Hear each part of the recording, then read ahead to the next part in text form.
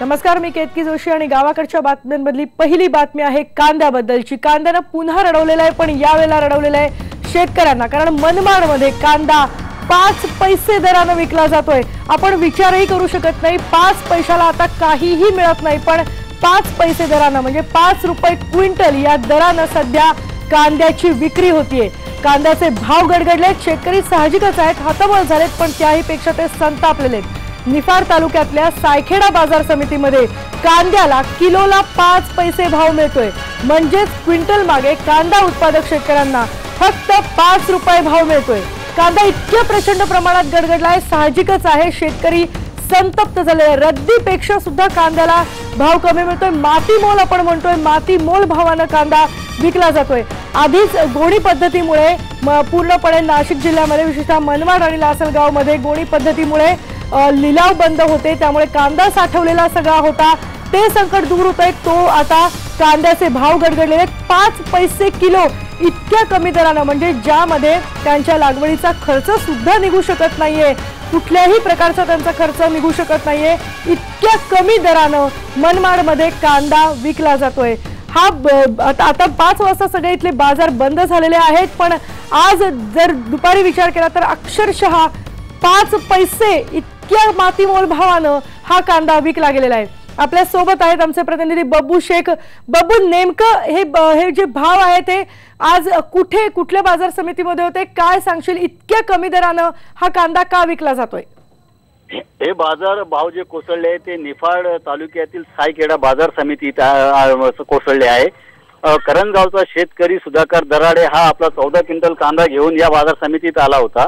1 number कांद्याला त्याला 450 रुपये प्रति क्विंटल भाव मिळाला आणि 2 नंबर जो कांदा होता तो थोडा खराब असतो। त्याला जेव्हा तो निलाव सुरू झाला तर त्याला अक्षरशः 5 रुपये म्हणजे 5 पैसे किलो दराने त्याचा भाव पुकारण्यात आला। तो अक्षरशः एकदम हवालदिल झाला, संतापला आणि त्याने संतापाच्या भरात आपला कांदा परत घरी घेऊन गेला। बाबू, मी तुला थांबवते कारण आपल्या सोबत आहेत पणन मंत्री सुभाष देशमुख। सुभाष देशमुख, तुम्ही ऐकत असाल आमचे प्रतिनिधी सांगत होते 5 पैसे दराने त्याला शेतकऱ्याला कांद्याचा भाव मिळालेला आहे, किलोला 5 पैसे। खरं तर कांद्याचे भाव इतके मातीमोल होण्याचं आत्ताचं कारण काय असेल? माझं मत आहे की मी माहिती घेतली 275 कमीत कमी रेट आहे, 820 जास्तीत जास्त रेट आहे। तरी परंतु असं काही शेतकऱ्याला अन्याय झालेला असेल तर त्याची तातडीने चौकशी करून त्याचं लायसन रद्द केलं जाईल। सुभाष देशमुख, आपण मागे जेव्हा म्हटलं होता, जेव्हा गोणी पद्धत सुरू होती त्यानंतर तुमच्या मध्यस्थीमुळे व्यापाऱ्यांनी संप मागे घेतला होता, हे दुसरं संकट आलेलं आहे। नवीन कांदा अजून बाजारात आलेला नाहीये। हा जो कांदा आहे हा साठवणुकीसाठीचा जो कांदा होता तो बाजारात आलाय असं जर म्हटलं जातंय, तर मग भाव खरं तर वाढले पाहिजेत, पण तरी सुद्धा गडगडले का? आणि 5 पैसे किलो इतक्या कमी दरानं कांद्याला भाव कसा काय मिळू शकतो? नाही, कांद्याला 5 पैसे किलो नाही, किमान 8 रुपये, जास्तीत जास्त 8 रुपये किलो आहे। तरी परंतु आपण म्हणताय हे खरं गृहीत धरून तातडीने चौकशी करायला लावतो आणि असं काही झालं असेल त्याच्यावरती कारवाई करायला लावतो। सायखेडामध्ये निफाडमध्येही हा भाव अत्यंत कमी असा मिळतोय, 5 रुपये क्विंटलनं ही कांद्याची विक्री होतीये अशी माहिती आम्हाला मिळतेय। इथले जे शेतकरी आहेत अक्षरशः हतबल झालेले आहेत, कारण कांद्याच्या उत्पादन जो काही खर्च आहे तो सुद्धा त्यांचा निघू शकत नाहीये। 5 पैसे म्हणजे अत्यंत कमी आणि मला ते पण काहीतरी चुकून केलेलं असेल त्याच्यावर 100% कारवाई करण्यात। पणन मंत्री सुभाष देशमुख आपल्याशी बोलत होते। धन्यवाद सुभाष देशमुख, आमच्याशी बोलल्याबद्दल। चौकशी करून कारवाई करू असं सुभाष देशमुख म्हटलेले आहेत। सायखेडामध्ये निफाडच्या कांद्याला अक्षरशः हा मातीमोल भाव मिळालेला आहे, 5 रुपये क्विंटलनं इतकी कांद्याची विक्री होतीये। सुधाकर दराडे हे जे शेतकरी आहेत हे जेव्हा बाजारात गेले होते तेव्हा 2 नंबरचा जो त्यांचा कांदा होता त्याला 5 पैसे किलो म्हणजे 5 रुपये क्विंटल इतका कमी भाव मिळालेला आहे। शेतकऱ्याची जी मेहनत अक्षरशः मातीमोल गेलेली आहे।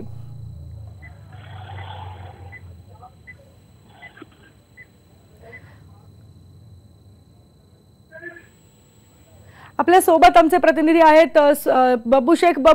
सुभाष देशमुखांनी सांगितलंय चौकशी करून आम्ही कारवाई करू, ते म्हणतात 8 रुपये किलो इतका कांद्याला भाव मिळतोय, तर मग 5 पैसे किलो इतका कमी भाव मिळाल्यानंतर या शेतकऱ्यांना कुठे धाव घेतली, त्याच्या विरुद्ध तक्रार कुठे केली का?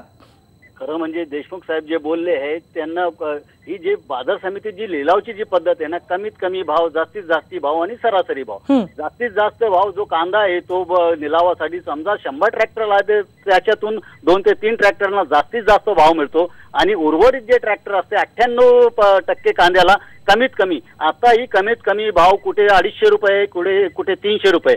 पण जो कांदा खराब झालेला आहे त्याचे भाव तर अजिबात म्हणजे 5 पैसे किलो झालेले आहे, जे आपल्याला सायकाड्यात दिसून आलेलं आहे. आणि त्याच्यामुळे हे जे भाव कोसळत आहे, कदाचित जो मध्यंतरी संप पुकारला होता व्यापाऱ्यांनी, त्यामुळे शेतकऱ्यांचा कांदा 40-60 ठेवलेला होता तो सडला आहे, तो खराब झालेला आहे. आणि याचा फटका तर शेतकऱ्यांनाही बसतोय ना. कोणीही यांना आता वाली नाही असं शेतकऱ्यांचं म्हणणं आहे. एकीकडे व्यापारी मनमानी करताय, दुसरीकडे सरकार लक्ष देत नाही. नाफेड कांदे जे सरकारने आता निर्णय घेतला होता का नाफेड कांदा खरेदी करणार आहे, ते सुरुवात झालेली नाही. त्याच्यामुळे एकूणच या पूर्ण प्रकरणात शेतकरी भरडला जात आहे. अगदी खरं आहे बब्बू. आणि याच बातमीचे सगळे डिटेल्स आम्ही तुमच्यापर्यंत असेच पोहोचवत राहणार. आपण बघतोय तिहेरी संकटात सापडलेला आहे व्यापाऱ्यांची मनमानी, एकीकडे सरकार लक्ष देत नाहीये आणि आणखी बरीच संकट या शेतकऱ्यांपुढे आहेत. कांद्याचे भाव मात्र गडगडत आहेत, हाती पैसा मात्र कांदा उत्पादक शेतकऱ्यांच्या अजिबात लागत नाही. आपण या बातमीवर पूर्णपणे लक्ष देऊन असणार. पण लातूर मधली आणखी एक महत्त्वाची बातमी आपल्याकडे येते. लातूर जिल्ह्यातल्या दर्जी बोरगावामध्ये प्रशासनानं 144 कलम म्हणजेच जमावबंदीचं कलम लागू केलेलं आहे. याचं कारण म्हणजे दूषित पाण्यावरून गावकऱ्यांनी तिथे आंदोलन सुरू केलं होतं आणि या गावकऱ्यांच्या आंदोलनामुळे इथे कलम 144 म्हणजेच जमावबंदीचं कलम लागू करण्यात आलंय. दूषित पाणी जे होतं, साखर कारखान्याचं दूषित पाणी जे होतं ते गावातल्या बंधाऱ्यात सोडलं जात होतं आणि साहजिकच आहे गावकऱ्यांना वेगवेगळ्या आरोग्याच्या समस्या यामुळे भेडसावल्या जायला लागल्या होत्या. याच्याच विरोधामध्ये गावकऱ्यांनी सामूहिक आत्मदहनाचा इशारा दिला होता, जलसमाधीची परवानगी मागितली होती आणि त्यामुळेच हे आंदोलन दडपण्यासाठी गावकऱ्यांवर हा जमावबंदीचा जे कलम आहे 144 हे आंदोलन थांबवण्यासाठी लागू करण्यात आलेलं आहे असं गावकऱ्यांचं म्हणणं आहे.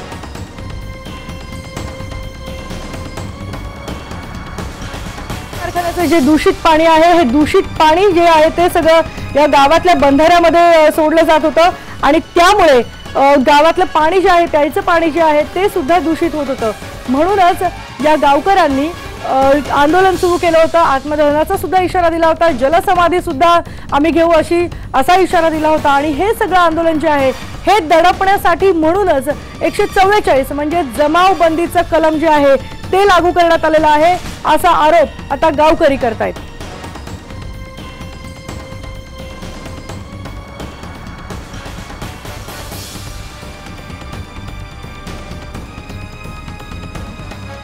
गावकऱ्यांचं हे आंदोलन थांबवण्यासाठी मात्र प्रशासन आणि पोलिसांची दमछाक होत होती.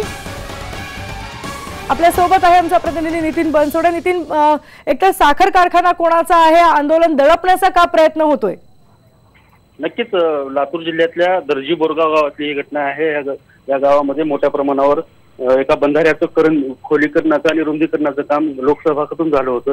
त्या बंधाऱ्यात पाणी देखील मोठ्या प्रमाणात साचलं होतं. मात्र रेणा सहकारी कारखाना जो की काँग्रेसच्या वरिष्ठ नेत्यांपैकी एकाचा आहे, त्यांच्या कारखान्याचं जे दूषित पाणी आहे ते पाणी या बंधाऱ्यामध्ये आलं आणि हे संपूर्ण पाणी जे साचलेलं आहे ते गावकऱ्यांच्या पिण्यासाठी होतं. मात्र ते संपूर्णपणे दूषित झाल्याचा आरोप आता गावकऱ्यांनी केलाय आणि पोलीस प्रशासनाने देखील गावकऱ्यांचं हे आंदोलन दडपण्यासाठी कलम 144 लावून मोठ्या प्रमाणात फौजफाटा गावामध्ये तैनात केलाय आणि गावकऱ्यांशी चर्चा आणि सल्लामसलतीचा सध्या विषय सुरू आहे. धन्यवाद या माहितीबद्दल नितीन. आपण या बातमीचा पाठपुरावा करत राहणार आहोत. यानंतर पुढची बातमी आहे पुणे जिल्ह्यातल्या जुन्नरमधली. पुणे जिल्ह्यातल्या दुचाकी आणि चारचाकी वाहनधारकांसाठी प्रत्येक तालुक्यात महिन्यातून 2 दिवस कॅम्प आयोजित केले जातात, पण पुरेशा सुविधाच नसल्यानं वाहनधारकांचे मात्र मोठे हाल होत आहेत. या ज्या आपण लांबच लांब रांगा बघतोय या जुन्नर इथल्या आरटीओ कॅम्पसाठीच्या रांगा आहेत. तालुक्यातल्या कानाकोपऱ्यातून आलेल्या वाहनधारकांना इथे तासन तास असं उभं राहावं लागतं. महिन्यातून 2 दिवस म्हणजे 22 आणि 23 तारखेला हा कॅम्प असतो. आपला नंबर लवकर लागावा यासाठी ही मंडळी पहाटेपासूनच इथे उपस्थित असतात, पण अधिकारी मात्र इथे वेळेत येत नाहीत आणि 5 आरटीओ इन्स्पेक्टर्सची गरज असताना पिंपरी चिंचवड कार्यालयाची ऑर्डर सुद्धा तशी असताना इथे फक्त 2च अधिकारी उपस्थित असतात. यावर जर विचारलं तर त्या अधिकारी उडवाउडवीची उत्तरं देतात. अहो साहेब 10 वाजता लोक आले का नाही ते सांगा मला पहिल्यांदा. कोणी सांगितलं नाही? गेटच्या तिथं बाहेर होतो, 10ला चालू आहे. तुम्ही म्हणता 10ला आले, पण मी स्वतः माझ्या डोळ्याने बघितलं. आम्ही तर 5 वाजल्यापासून इथं बसलो. बरोबर, तुम्ही बसले, मी कुठे नाही म्हणतो. पब्लिकने किती वाजता यायचं हे आमच्या हातात नाही ना. आम्ही टायमावर येणं आमचं अपेक्षित आहे, आम्ही टायमावर आलेलो. शिवाय या सगळ्या गर्दीला पोलीस संरक्षण, तुम्ही पोलिसांची मागणी करताय का या संरक्षणासाठी? आम्ही मागे केली होती, मध्ये बऱ्यापैकी गोंधळ झाला होता, त्यावेळेला आम्ही मागणी केली होती. त्यावेळेला त्यांनी 2 लोक पाठवले पण होते. सर्वसामान्य माणसाला 2 व्हीलर असेल किंवा 4 व्हीलर असेल याचं लायसन काढायचं असेल आणि हे लायसन शासकीय दरामध्ये ज्यावेळेस काढायचं असतं किंवा त्या कॅम्पमध्ये जाऊन स्वतःच्या ट्रायल देण्याच्या असतात, त्यावेळेस जी गर्दी असते ती गर्दी कशी असते ही अनेकांना माहित नाही. मी आता पुणे जिल्ह्यातील जुन्नर तालुक्यामध्ये आहे. जुन्नरमध्ये सकाळपासून ही सगळी लाईन पाहू शकतोय आपण, या ठिकाणी लागलेली आहे आणि कारण आहे लायसन काढण्याचं. आपल्याला माहिती आहे राज्य सरकारचा किंवा केंद्र सरकारचा हा जो उपक्रम आहे याच्यामध्ये सामान्य माणसाला कुठली त्रास न होता ही सगळी प्रक्रिया झाली पाहिजे. जुन्नरमध्ये आज या ठिकाणी 6 अधिकाऱ्यांचं या ठिकाणी नियुक्ती केलेली आहे, पण त्यातले फक्त 2 अधिकारी आता टेबलवरती बसले आहेत. त्यामुळे हा सगळा गोंधळ आहे, ही सगळी गर्दी आहे. आपण पुन्हा एकदा दाखवू शकतो कॅमेरामधला, मागच्या साईडला ही सगळी गर्दी सकाळपासून थांबलेली. या ठिकाणी काही या लाईन मध्ये थांबलेली लोक आहेत जी सकाळी 6 वाजल्यापासून या ठिकाणी थांबलेली आहेत आणि त्यांचा अद्यापही नंबर आलेला नाही. अधिकाऱ्यांकडनं उडवाउडवीची उत्तर दिली जातात. नेमकी काय कारण आहेत आपण त्यांना विचारणार आहोत. आपण आपल्यासोबत या ठिकाणी लाईन मध्ये असलेली ही एक व्यक्ती आहे. मला एक सांगा, तुम्ही कधीपासून ही लाईन लावून आहात आणि तुम्हाला आता दुपारचे किती वाजलेले आहे आणि काय अधिकाऱ्यांकडून सांगण्यात येते? आम्ही सकाळी ना 5 वाजल्यापासून इथं लाईनीमध्ये उभा आहोत आणि आता कमीत कमी घड्याळामध्ये ना आता 1 वाजलेला आहे. म्हणजे कमीत कमी आम्ही इथं 9 तास उभा आहोत आणि या 9 तासामध्ये यांचे 6 अधिकारी पाहिजे, तर यांच्या फक्त 2च अधिकारी आहेत. आणि इथून सही केल्यानंतर पाठीमागे गेलो, ज्यावेळेस आम्ही पावती फाडण्यासाठी गेलो तर तिथं लोक ते 4-5 बसलेले ते चहा खातात, बिस्किट खातात. आम्ही 9 तास उपाशी बसलो इथं, तरी सरकारला आमच्याबद्दल कुठलंही काही हे नाही. आपल्याला माहिती, मी या अधिकाऱ्यांशी संपर्क साधला पण यांनी सांगितले सेवा हा भाग आहे याच्यामध्ये, शासनाला याच्यातून काय महसूल मिळत नाही असं स्पष्टपणे त्यांचं म्हणणं आहे. पण माझ्या माहितीनुसार हा महसूल इतक्या प्रमाणात मिळतोय का तो यावरती या सगळ्या अधिकाऱ्यांचे पेमेंट्स असतील किंवा राज्य सरकारला यातला सगळ्यात महत्वाचा वाटा मिळत असतो, केंद्र सरकारला वाटा मिळत असतो. अजून एक युवक आहे माझ्यासोबत, खास मुंबईहून आलेला आहे. सकाळपासून या लाईन मध्ये तू किती वाजता या ठिकाणी आलता? 4 वाजता या ठिकाणी आलो होतो, तर आता 1 वाजले. 9 तास कंप्लीट झाले तू बरोबर. उपाशी आलेले माझ्यासारखे अनेक जण या ठिकाणी उपस्थित आहे. कमीत कमी व्यवस्थित तरी त्यांनी वागणूक दिली पाहिजे, सांगितलं पाहिजे आपल्याला व्यवस्थित. त्यानंतर त्यांनी महिन्यातून एकदाच ते इथे येतात कॅम्प द्यायला, त्यांनी दिवस वाढवले पाहिजेत कमीत कमी, म्हणजे यांचे हे नाही व्हायचे, हाल नाही व्हायचे मुलांची इथं लाईफ. यानंतर आपण गावाकडच्या बातम्यांमध्ये इथे एक ब्रेक घेतोय. पहा फक्त IBN लोक.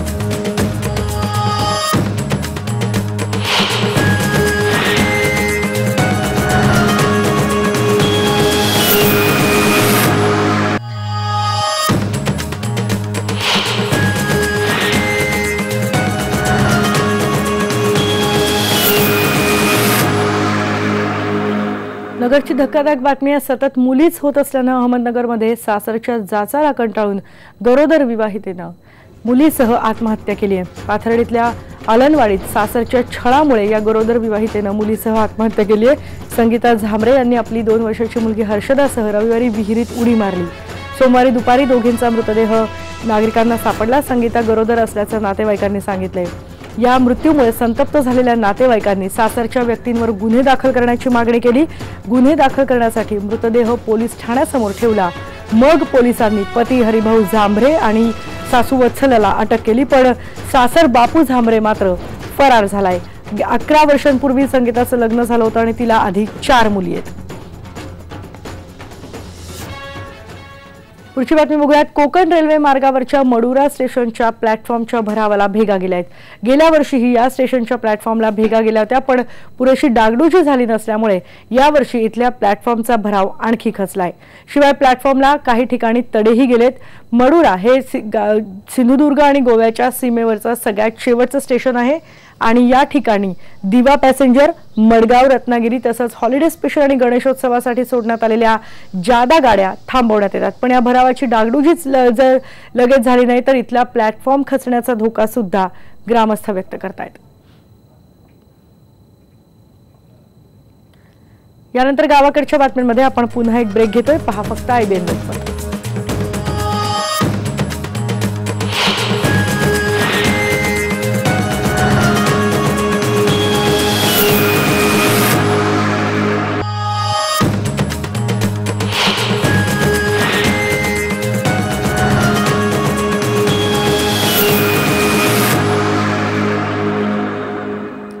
पुणे जिल्ह्यातल्या माळशेज परिसरामध्ये फ्लेमिंगो आलेत। पिंपळगाव जोगे धरणाच्या बॅक वॉटरला गुलाबी पंखांच्या या ग्रेटर फ्लेमिंगोंचा थवा आलाय।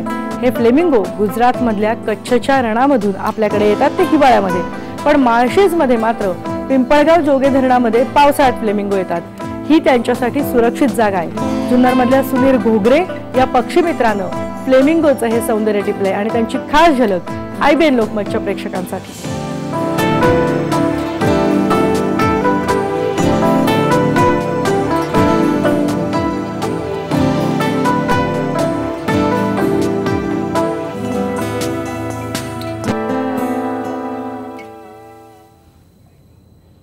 आणि यानंतर आपण गावाकडच्या बातम्यांमध्ये इथेच थांबतोय। पहा फक्त IBN लोकमत।